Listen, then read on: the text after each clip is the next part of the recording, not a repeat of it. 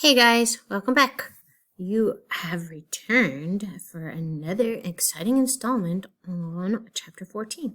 This is Lecture 2 of the brain, and I see I'm very washed out because there's bright windows behind me with no trim because I live in unfinished construction project now for about 18 years. But we'll get there. I have somebody who's critiquing me. That's a little Miss Tiger. You gonna say hi for the camera? Nope. And then where you can't see because I'm at a different place on my kitchen table because my dog is over there sleeping and snoring and but it must be nice, right? So I'm feeling better. If you watched the first video, you knew I had an issue with like a migraine. I couldn't even speak, and you probably thought I was having a stroke. Maybe we should talk about that for a quick second. There's two different types of strokes. There's a stroke where you have a blood clot clogs a brain vessel. That's an ischemic stroke because it's getting a lack of oxygen. My aunt had one of those. I'm not going to be able to really tell you all these stories that I have. And I mean, there's a lot of family history I have with brain strokes and everything. And the other type of stroke is a hemorrhagic stroke or an aneurysm where a blood vessel burst. So they have two very different treatments. If you had an ischemic stroke and you have a clogged blood vessel, I mean, no matter what, with strokes, time is of the essence. You would be giving treatments to bust a clot. But if you've had a hemorrhagic stroke and you're given like a treatment to bust a clot and make your blood flow even more, that's not going to be a good outcome for you. We know people who have survived both. Well, my aunt didn't really survive hers, but she tried to, and it was actually a very awesome story. But, you know, when you're on your floor for over 24 hours before you're found, and then your children make bad decisions as to what hospital to bring you to, it's going to be an uphill battle. And it was. But it didn't have a happy ending. So, those are two different types of strokes. I always thought it was interesting because I never really understood that. And I think I put some information for you guys about that on Wiley Plus, definitely in the lab, and I think I even threw something in the lecture, or maybe it's just the lecture, not the lab, but, you know, there's a lot of good information out there, and I was explaining strokes to my family members based on posters, because it shows it all. Another interesting thing, I mean, I know we're just starting to talk about the brain, is my mother-in-law had a subdural brain bleed, hematoma. So now we know where that was because she stopped taking her blood pressure medication because she misunderstood what her doctor told her. And I'm going to go large for this. So that happened last year. So she had a subdural hematoma, and it was on one side of her occipital lobe. Right? We haven't talked about lobes in the brain, but it was really interesting because I went the next day because my sister-in-laws weren't very good in telling us what was going on. So I think that's the one time I canceled class. No, it was on Tuesday. So I didn't cancel class. Maybe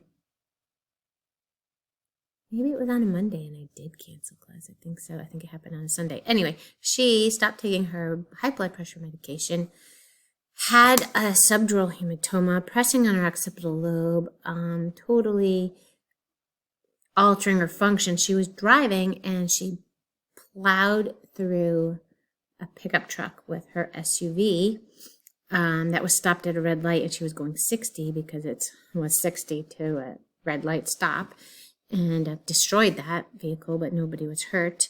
But what was interesting was after, you know, they got her blood pressure back to normal levels, was to see her altered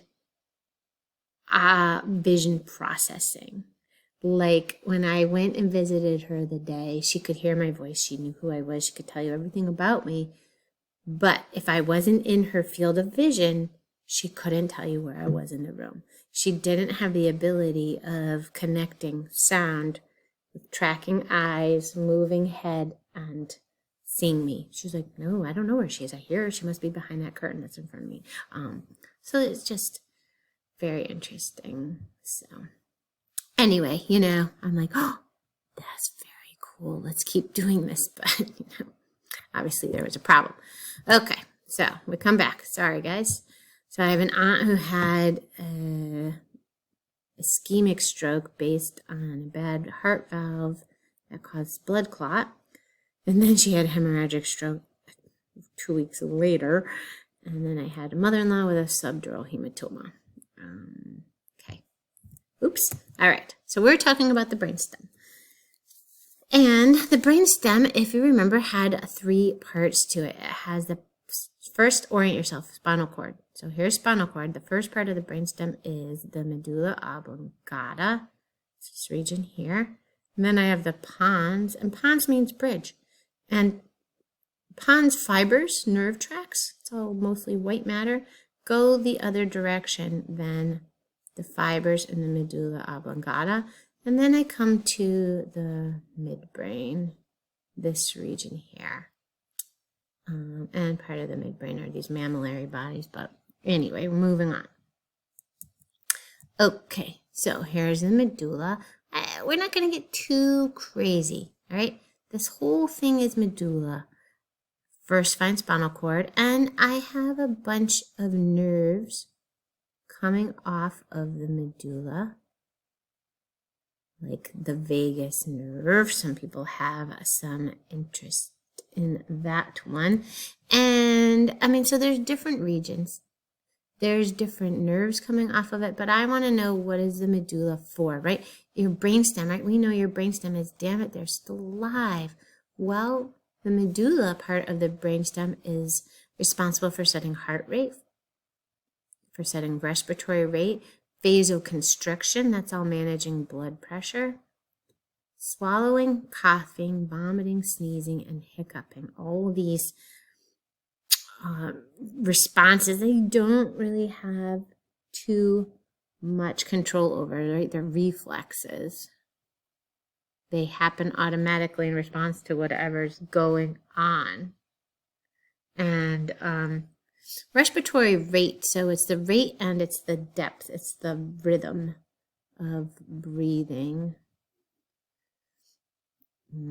So obviously this is a big deal. I think there was a story on the news where dad was goofing off with his kids in the ocean and a wave swept him off his feet and bam, he must have landed on that part of the back of his head. He just hit his medulla oblongata the right way and died, right? Because he had such a blow to the medulla and therefore just stopped all these functions. Okay, there are actually 5 pairs of cranial nerve. Now I'm looking at my notes. If you see me, that's what I'm doing. 5 pairs of cranial nerves coming off of the medulla, and that is including the vagus nerve. So, some people have some interest in the vagus nerve. There's 5 pairs, including vagus nerve. And the vagus nerve is associated with parasympathetic control over certain organs, including your heart, right? So when you're chilling, you're in vagal tone. That's because the vagus nerve is controlling those functions. So I want to throw that out there. We will see that in the next chapter, which is actually one of my favorites. It's not the brain, I'll tell you that. Okay. So let's go on to the pons. All right, so the pons, when you orient yourself, what is all these crazy black arrows? Let's look at that in a minute. So here's spinal cord. Here's medulla oblongata as I'm going up. And then the pons. The pons is across from the cerebellum. Find the cerebellum, go across, and it's the pons. These black arrows are just telling you all the interconnectedness that the pons has with other parts of your brain. Pons means bridge in Latin, French, I don't remember. And it will connect like the cerebellum with the cerebrum. And there's actually 4 cranial nerves coming off of it. But goodness. Sagittal section through brain and spinal cord showing the reticular formation. Well, we're not ready to talk about the reticular formation, so let's come back to that. What does the pons do? I'm going to come back to that slide because we're going to talk about the reticular formation in a minute. It relays, right? So it's just a relay. It's just moving messages along from the cerebrum to the cerebellum. This is in terms of voluntary skeletal muscle contractions because there's a lot of communication between the cerebellum and the cerebrum, and we're going to talk about that when we talk about the cerebellum. And the pons also has areas related to your respiratory process.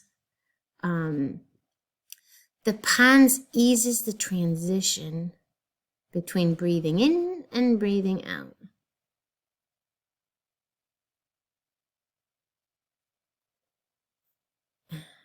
We'll just leave it at that.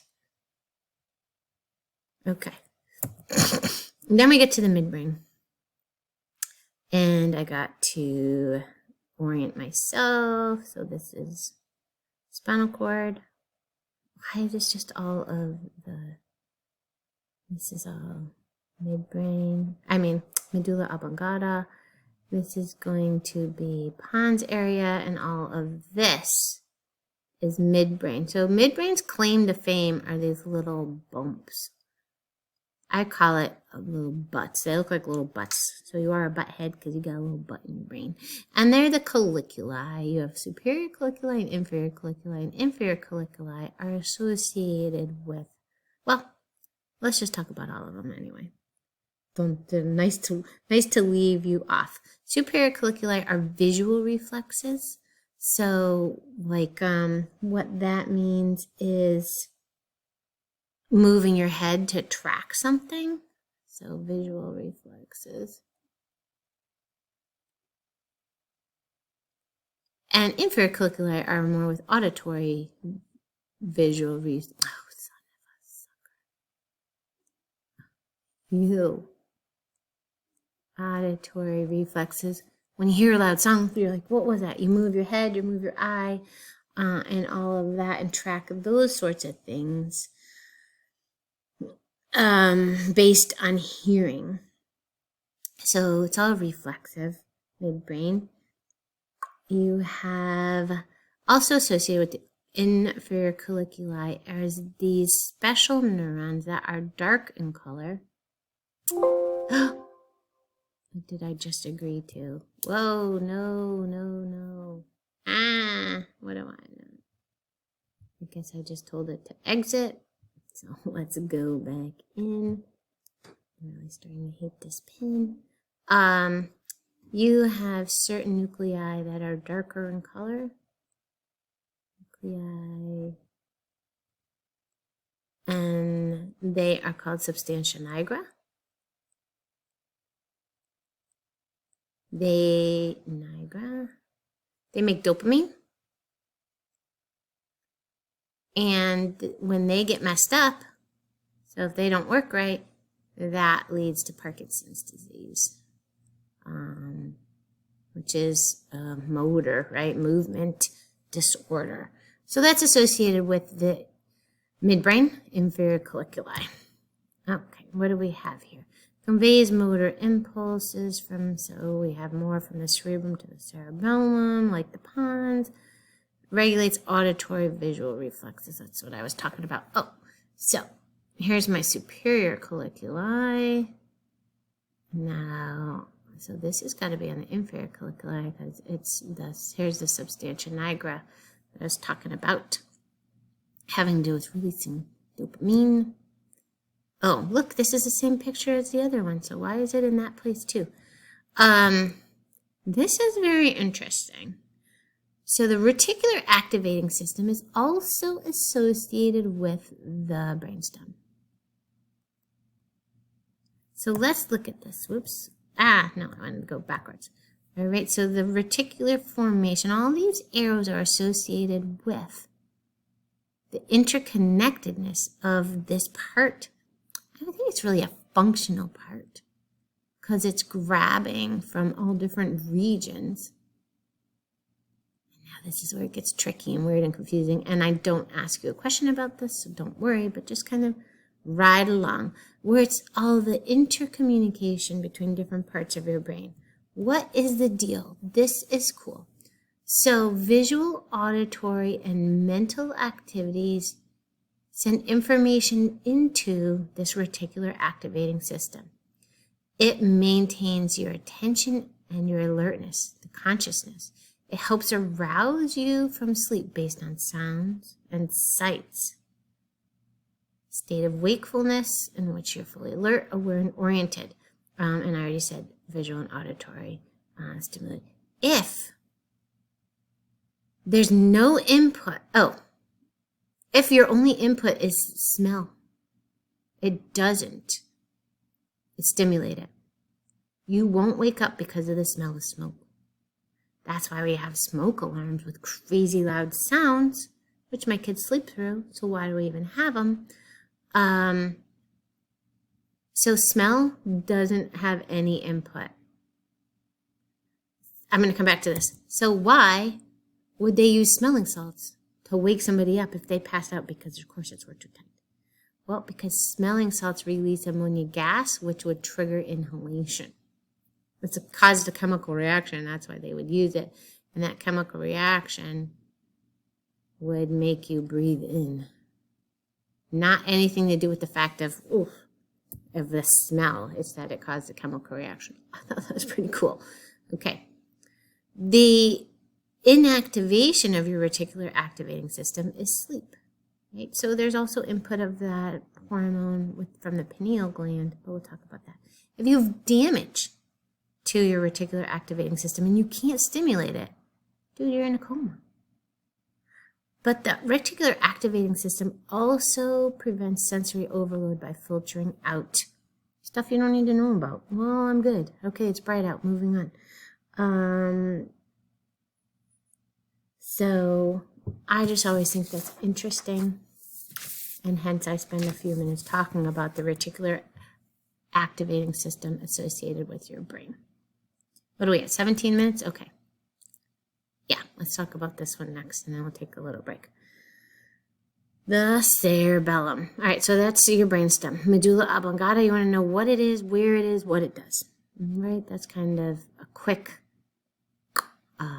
overview of what you need to take home from that. Be able to label diagrams and that sort of thing. Cerebellum. So the cerebellum, I say, is the bun at the back. Right? It's the bun at the back. It's its own little tiny angel hair spaghetti appearance of white matter and gray matter. So here we go. Here it is again. 1/10 of the brain size, and it has half the neurons of the brain. That's crazy because the majority of the brain is white matter. What? Well, let's take a minute and refresh our memory. What was white matter versus what is gray matter? Now, this isn't the dura mater, because that only has one T, and that's a layer over the brain. White matter is myelinated axons. And white matter is my highways, okay? Just getting information to some place. Gray matter, we're going to say, are cell bodies. And it's unmyelinated axons, okay? But let's just say they're cell bodies, and this is where the work is done. So this is telling me there's a ton of gray matter. Oh, the work is done. In the cerebellum. And the cerebellum, all right, well, let's talk about this for a second. Highly folded. So I have super increased surface area so that I can have a lot of cell bodies so that I can do a lot of work. The cerebellum is actually pretty cool. Every year I just like it a little bit more. Is there a picture? We're going to talk about all this. That's my only picture? Okay. Well, you can't see in there, but there is a really nifty pattern in the cerebellum of white matter. And this white matter pattern, it looks like a tree. Looks like a tree, and it's called the tree of life, actually. But of course, it's in Latin, so it's called the arbor vitae. And that's this awesome little pattern of white matter when you slice the cerebellum in half.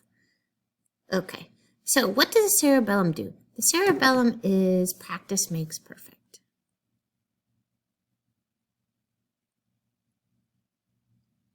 Okay, that's the bottom line with the cerebellum. Let's get all the information.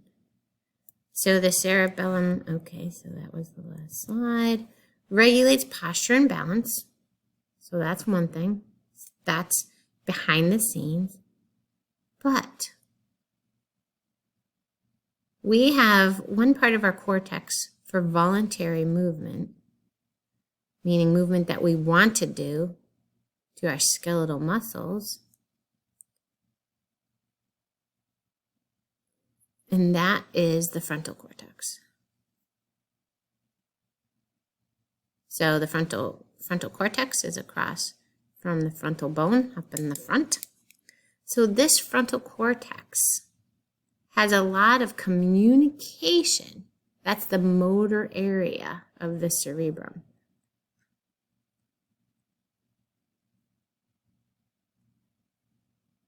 We're talking about the cerebellum, so don't get those two mixed up. And when you're going to do something, the cerebrum is talking to the cerebellum, and the cerebellum's like, well, that wasn't too bad, but now you need to adjust. It will detect discrepancy. So there's feedback to correct errors, coordinate complex contraction actions, right? And that's the practice that makes perfect, right? If you're doing the piano, you're really slow. And then you get faster as those relationships and pathways are built and formed and developed, right? So you develop these new pathways, which we know is harder as we get older because our brain's not as happy about doing that. Okay. So the cerebellum practice makes perfect, posture and balance, but the practice makes perfect means it's talking a ton with the frontal cortex and getting feedback. So even all the sensory of how did it go coming back to the cerebellum to, assess what you wanted versus what happened. I think that's just kind of cool. So there's all these little pathways, I guess. Well, so I talked about the arbor vitae. It's white matter design that looks like a beautiful tree in the middle of the cerebellum. And then I have 3 paired tracks. So tracks are pathways. That's white matter. Oops, whatever. One is going to go to the midbrain and the thalamus. One is going to go to the frontal cortex and the pons. And then one is going to be input from all different regions of your body. It's pretty tricky. 23 minutes. I think I'm probably going to stop here because the next one, yeah, we'll stop and we'll pick up that again with the diencephalon.